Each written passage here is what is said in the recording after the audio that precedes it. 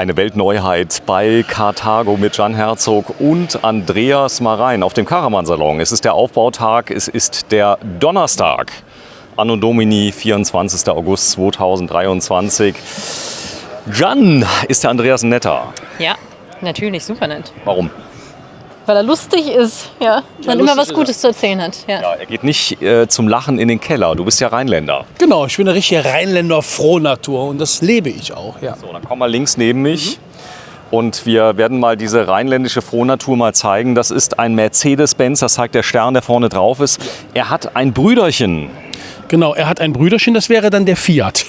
Der Fiat, den haben wir schon gefilmt, gibt es ein eigenes Video zu. Das hier wird ein Schnellabklatsch. Genau. Denn schaut euch bitte den Innenraum, der ist im Fiat vollkommen identisch.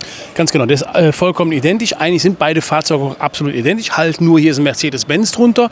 Der Mercedes-Benz hat in dem Augenblick jetzt leider einen Nachteil. Er ist nämlich von Natur aus etwas schwerer, sodass man den integrierten 145er LE-RB auf Mercedes-Benz nicht in der 3,5 Tonnen Klasse seriös bauen kann. Deswegen wird er direkt als 4,25 Tonner angeboten. Also der Vorteil 3,5 Tonnen, das da ist der kleine Bruder. Genau. Ich zeig's mal, das ist der Fiat, der da ist. Und der hat 3,5 Tonnen, hat circa eine halbe Tonne Zuladung. Fährt auch wirklich schnell dann. Du kannst dann mit 130, 140, 150, 160, 170 fahren mit der Maschine. Was spricht denn jetzt für den Mercedes? Weil dann könnte man sich doch gleich einen größeren nehmen. Ja, ich sage es mal so, das ist immer so eine Philosophie halt. Ne? Der eine ist halt eher Mercedes-affin unterwegs und der andere halt eher Fiat-mäßig. Ich sage jetzt mal, wir haben vor kurzem einen Vergleichstest gemacht. Die beiden Chassis liegen wirklich mittlerweile so eng aneinander, dass man da jetzt nicht sagen kann, das eine oder das andere. In dem Augenblick, wo man bei 3,5 Tonnen halt einfach gefesselt ist, kommt man an dem Fiat eigentlich nicht dran vorbei und Zuladung haben möchte. Ja, es ist ein wunderschönes Auto, wir werden es gleich mal drin sehen. Der hat das Queensbett? Nee, der hat auch nicht das Queensbett. Der 145er ist im Moment halt der einzige Grundriss, den halt jetzt so logischerweise mit Einzelbetten halt gibt. Ob dieses Auto mal später mit einer Queensbett-Variante angeboten wird, ich habe jetzt auf meinem Community-Kanal auch einige Anfragen schon bekommen, das wird sicherlich mal irgendwann später der Fall sein. Im Augenblick ist es eine Einzelbett-Variante mit Raumbad. Preislich sind die stark auseinander?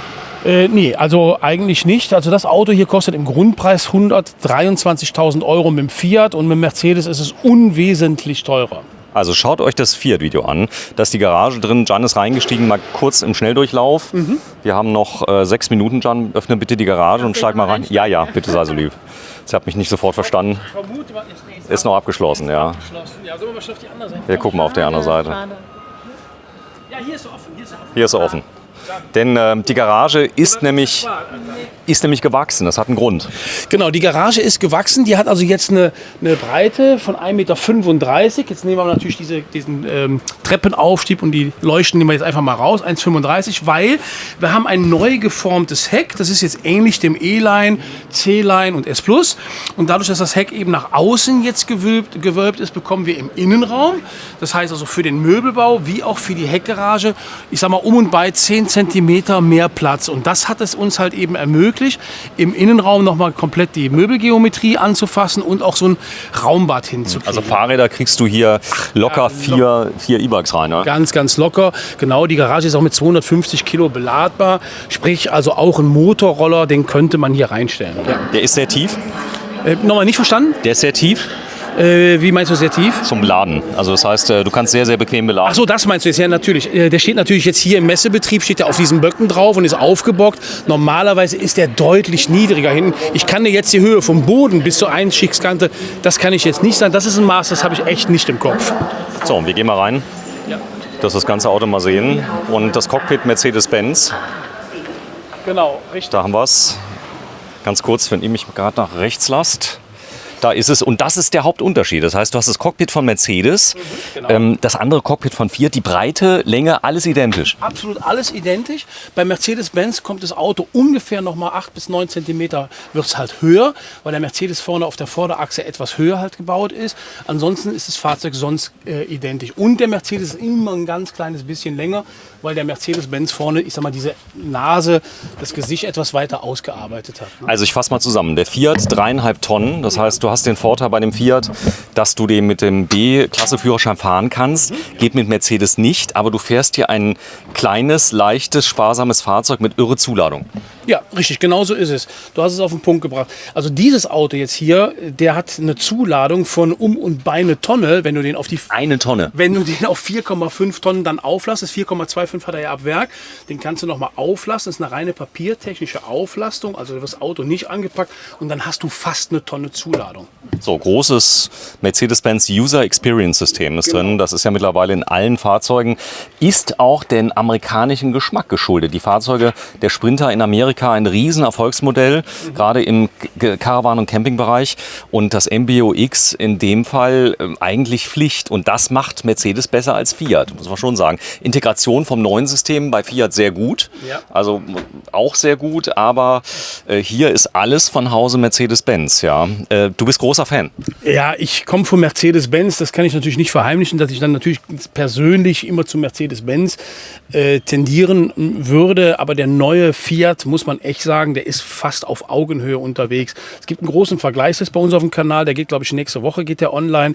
Da sind die Chassis gegeneinander getestet worden und die gehen fast punktgleich auseinander. Das Mercedes-Benz, also MBUX kurz genannt, hat da auch, ist einer der Punkte, die ein bisschen besser abgeschnitten haben, weil die Sprachsteuerung viel einfacher und besser, ich sag mal, verständlich ist. Ja, komm ruhig rein.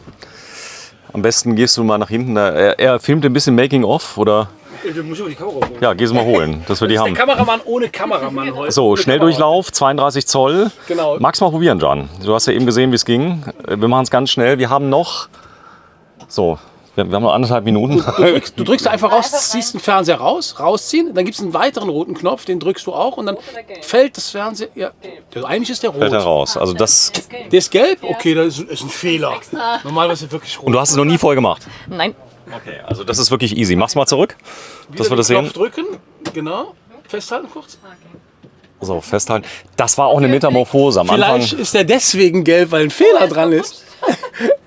Ja, nein, das glaube ich jetzt nicht. Ja, doch. Der andere Ja. steht so weit draußen.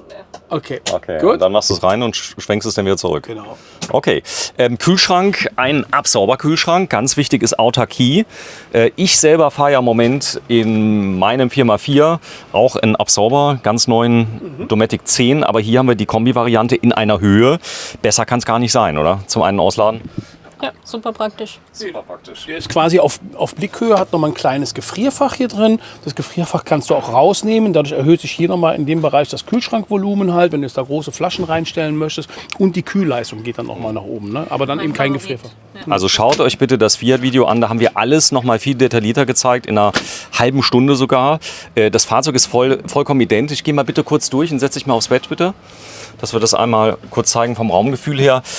Längs-Einzelbetten ist natürlich das Verkaufsschlagergerät, oder? Ja gut, okay, der Großteil der Fahrzeuge, die heute verkauft werden, haben nun mal Längs-Einzelbetten. Und dann ist es auch, denke ich mal, mehr als verständlich, dass wenn Carthago mit einem neuen Modell auf den Markt geht, dass sie sagen, wir bauen erstmal die Variante mit Längs-Einzelbetten. Und ich bin mir ziemlich sicher, da wird eine Queensbett-Variante folgen. Liftsystem. Er hat 2 große Kleiderschränke, die sehr leicht zu erreichen sind durch das Liftsystem. Und das Ganze geht wirklich federleicht. Und dann kommt man von oben dran, kann die Tür sogar noch öffnen. Das auf beiden Seiten. Ja. Haben viele Wettbewerber auch mittlerweile, aber Carthago hat das schon ewig. Also das war bei euch immer, immer gesetzt, dieses Liftsystem. Ja, genau. Also seit 2015 kenne ich es ehrlich gesagt nicht anders. Vorher gab es ein paar Modelle, die hatten das noch nicht gehabt, das Liftsystem. Aber es macht ja auch Sinn, du kannst von oben schön auf die Kleidung draufschauen. Die Dusche, wo du gerade da bist, riesengroß. Riesengroß die Dusche, wie gesagt Raumbad halt. Du kannst ja also nochmal, wenn die Transportsicherungen raus sind, kannst du das hier nochmal vergrößern. Und Das ist ja stark. Zeig nochmal bitte. Genau. Da ist eine Schiene drin, Genau, ziehst ist du raus. Schiene drin, dann kannst du hier diese Duschwand, die ist so ein bisschen flexibel halten und dann kannst du das rauslassen und dann entsteht hier schon ein relativ großer Duschraum. Wie fühlt sich das an? Du bist ja ein sehr preiswertes Modell gefahren, ja. Das ist schon was anderes, oder? Ich habe eben schon gesagt, das ist unvergleichbar. Also ich muss sagen, vom Design her fand ich den Etrusco jetzt auch nicht verkehrt. Entschuldigung. Ja, ist auch nicht gut. Man muss sagen, der kostet das Doppelte. Ja, genau, aber man merkt es aber auch. Also, Ja. Das ist also, funktioniert hat er auch. ja, klar, sage ich ja. Also funktioniert und es war trotzdem komfortabel. Also Es war nur ein anderes Feeling. Also es hier ist eher so, wenn du hier reinkommt, es ist schon, das neue Design ist schon sehr schick gemacht. Vor allem ist das Also mein... der Christian, ne, unser Kameramann, der macht ja eigentlich mit mir hauptsächlich nur Carthago-Fahrzeuge. Und er ist selbst kein Wohnmobilist. Ne? Ich möchte jetzt gerade nicht mal eben nochmal entschuldigen für das, was du gerade gesagt hast. Und wir machen jetzt im Moment ein großes Special für Gebrauchtwaren. Da gehen wir natürlich auch in andere Fabrikate rein. Und es war gerade gestern gewesen, da kommt er zu mir und sagt, du, jetzt weiß ich, wenn du immer von dieser Carthago-Qualität sprichst, was du damit meinst. Weil wir haben ein Fremdfabrikat gemacht, ein niedrigpreisiges Fabrikat gemacht und da ist schon, der Unterschied ist schon feststellbar. Das muss aber auch so sein. Dann wären ja unsere Autos einfach nur viel zu teuer, wenn sie alles gleich hätten. Das ist ja auch, wenn man reinkommt. Ja, ich meine, genau. man muss ja nicht ich muss tatsächlich jetzt echt sagen, ich habe nach 30 Sekunden habe ich direkt schon 3, 4 Punkte gehabt, wo ich direkt was zu meckern hatte irgendwie. Gut, ich finde auch bei Carthago was zu meckern, so ist es nicht. Ja, da gibt's auch aber es war wirklich so ein Aha-Erlebnis, wo ich wirklich dann auch direkt zu ihm gegangen bin und gesagt habe, du, pass mal auf, jetzt verstehe ich's und komm, lass uns doch mal da drin drehen. Aber das wollte er nicht. Er wollte nicht die anderen Marken so schlecht machen. Das finde ich auch. Nein, es hat nichts so schlecht. Es geht auch ums Geld. Also du musst sagen, dass sich also in einem ähnlichen Preisniveau die Fahrzeuge auch ähnlicher werden. Ja, das ist aber du kannst jetzt keinen 50.000 Euro Wohnmobil vergleichen mit einem 130.000. Das wäre auch unfair an der Stelle und ich möchte jetzt auch, ich würde niemals in einem Film jetzt über andere Marken schlecht sprechen. Die haben alle logischerweise ihre Daseinsberechtigung und wenn ich für 50.000 oder 70.000 Euro ein Wohnmobil kaufe, dann ist das die Hälfte dieses Fahrzeugs hier. Und da muss ein Unterschied da sein. Das kann ja gar nicht anders. Ja, ist auch so. So, dann bitte mal öffnen die Toilette. Wir machen es ganz schnell. Genau. Da haben sie eine Besonderheit, eine abschließbare Toilettentür, die das Ganze zum Raumbad macht. Und du hast optional noch eine Trenntür, die kannst du mit dazu bestellen oder auch lassen. Genau, und diese Trenntüre, von der du gerade sprichst, die würde jetzt hier oben in dieser Schiene entlang laufen und die würde dann den Schlafbereich zum Badezimmer nochmal trennen. So hätte ich hier jetzt wirklich ein komplett eigenes Badezimmer, was vorne und hinten nochmal komplett verschlossen ist.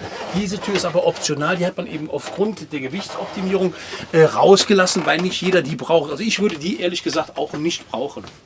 Ja? so, da siehst du die Beinfreiheit, du bist 1,82, hast lange, große Beine und bist etwas leichter geworden, das muss man auch sagen. Nee, also 8 Kilo abgenommen. 8 Kilo abgenommen.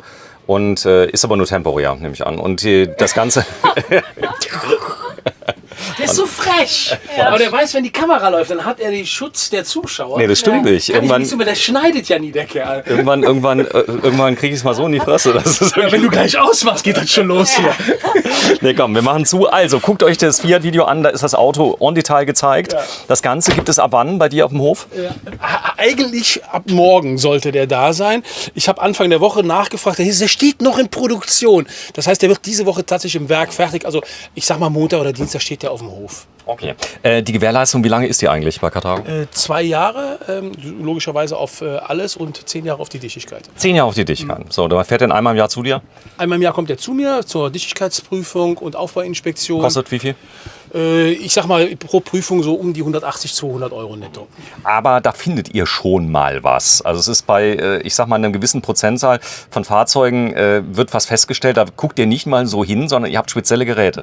Ja, also man findet da schon mal was, das ist vollkommen normal. Ich sage immer, das erste halbe Jahr, das ist immer das spannendste Jahr. Ne? Da lernst du dein Wohnmobil lieben oder hassen, aber auf jeden Fall kennen und normalerweise hat man dann danach Ruhe. Am besten sind die mal, wenn die 2 Jahre dann alt geworden sind. Also es geht teilweise auch um Zubehör, was eingebaut wurde, Fenster, die vielleicht mal undicht werden könnten, aber nicht so viel. Aber alles in allem bist du zufrieden mit Carthago? Ich bin sehr zufrieden mit Carthago. Also ich mache Carthago wirklich aus Überzeugung und Leidenschaft, sonst würde ich es auch nicht tun. Das ist tatsächlich so. Es ist ein tolles Produkt, wo man wirklich jeden Kunden mit abholen kann und es macht einfach Spaß, diese Fahrzeuge zu verkaufen, weil sie auch einfach vom Markt wirklich aufgenommen werden. Also viele Leute kaufen sich ja so ein Reisemobil 2, 3 Jahre, verkaufen es dann wieder, weil der Wertverlust dann nicht so hoch ist und die Preise steigen. Das ist ein Argument dafür, ein Carthago zu kaufen. Das heißt, also man investiert, fährt 2 Jahre, hat man gute Chancen, dass man mit, ich sag mal, sich in 2 Jahren einen neuen kaufen kann und macht nicht so viel kaputt? Also das würde ich jetzt für die letzten 4 Jahre so unterschreiben. Ob das jetzt in den nächsten nächsten 2, 3 Jahren auch noch so in dem Trend weiter bleibt wie vorher, das würde ich jetzt mal so nicht unterschreiben. Also Corona hat natürlich hier schon so eine Art Fluxgenerator eingeschaltet, in der ganzen Branche natürlich. Und Gebrauchtwagen werden im Moment etwas stärker in den Markt gespült. Das sieht man auch, wenn man sich die Bestandszahlen bei mobile.de anguckt. Bei uns im Neuwagensektor ist nach wie vor bei uns auf dem Handelsplatz nach wie vor noch ran. Der ist eigentlich ungebrochen, weil es gibt einfach immer noch viel zu wenig Fahrzeuge im Markt. Ja, Andreas mal rein. Und wir machen gerade einen Sekundenblick noch in das Schwestermodell und dann verweisen wir auf das Video. Dieses Modell hier heißt C-Tourer 145 RBLE Superieur auf Mercedes-Benz Sprinter und 127.320. Preislich geben die sich ja auch nichts, oder? 4.000 Euro. 4.000 Euro. Ja, ganz Gut, genau. dann spricht er die 3,5 Tonnen. Hier steht er. Das ist der Fiat, das gleiche in grün. Und wir sind jetzt bei 15 Minuten. Das ist für uns auch schnell. Das ist ein Quickie für dich, ja. So, tschüss Andreas. Heute Messetag, Caravansalon. 24. August. Tschüss.